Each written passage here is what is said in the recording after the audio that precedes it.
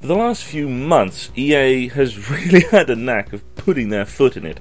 I started this script several months ago, but then EA would do something, I'll have to add more, and then change the script for months. So I'm going to do a set of videos covering my thoughts on EA and cover all my bases so I can put this to bed for the time being. Don't want to turn into a broken record and make it seem like I have a grudge, because I don't.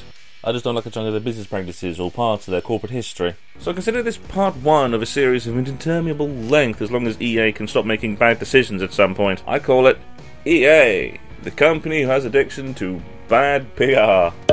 The closure of Visceral Studios last year was an event that was a beacon to what people don't like about EA. Visceral was the developer that made the Dead Space series that sold pretty well. I would say popular, but it not being so was one of the reasons why the studio was closed, apparently.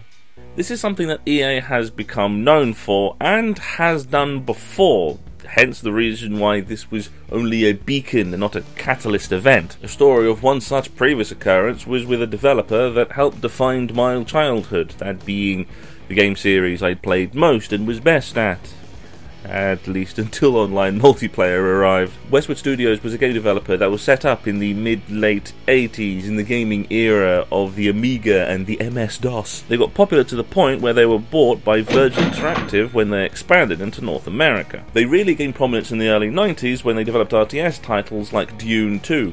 What made them a household name, relatively speaking, was the 1995 release of Command & Conquer. Command & Conquer was released to critical acclaim and set the bar for the RTS genre.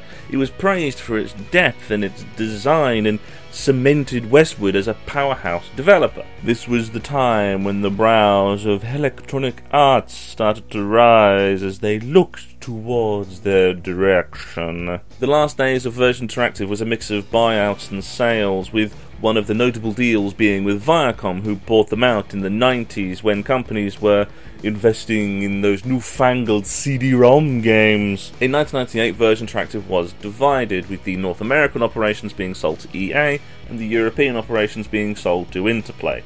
The bit that was sold to Interplay ended up being part of a fight over the company over the next few years.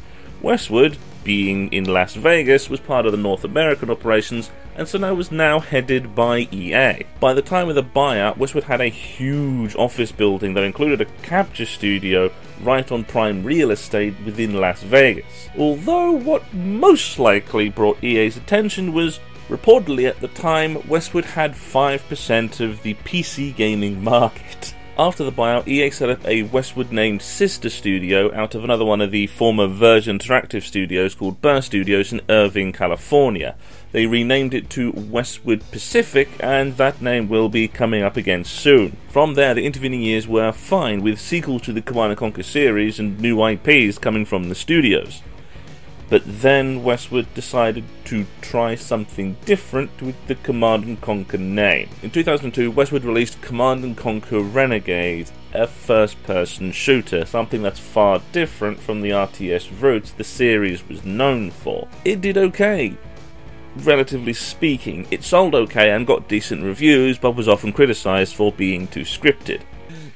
You can make your own joke there. And so, after a game that was just pretty good, EA decided to consolidate, merge Westwood Studios and Westwood Pacific, move them to Los Angeles, and rename them EA Pacific. A chunk of the Vegas staff decided f that, with big names like Brett Sperry setting up Jet Set Games and a set of the former staff setting up Petroglyph Games. Reportedly, the last member of the original Command & Conquer team left EA during the development of Generals in 2003. But that is not the end of the line. When the staff moved, they had the choice to move to two places, one of them being EA Pacific. EA Pacific was the team that continued the Command & Conquer name, developing Red Alert 2 and Generals. This team later down the line was merged again with another company that was DreamWorks Interactive and was renamed EA Los Angeles. They went through a couple more name changes and are now known as DICE Los Angeles, one of the developers behind some of the Battlefield 4 and Battlefield 1 content. The other studio the staff could move to was a developer near the EA headquarters in Redwood Shores. In 2009, they changed their name to fit the genre of their flagship series.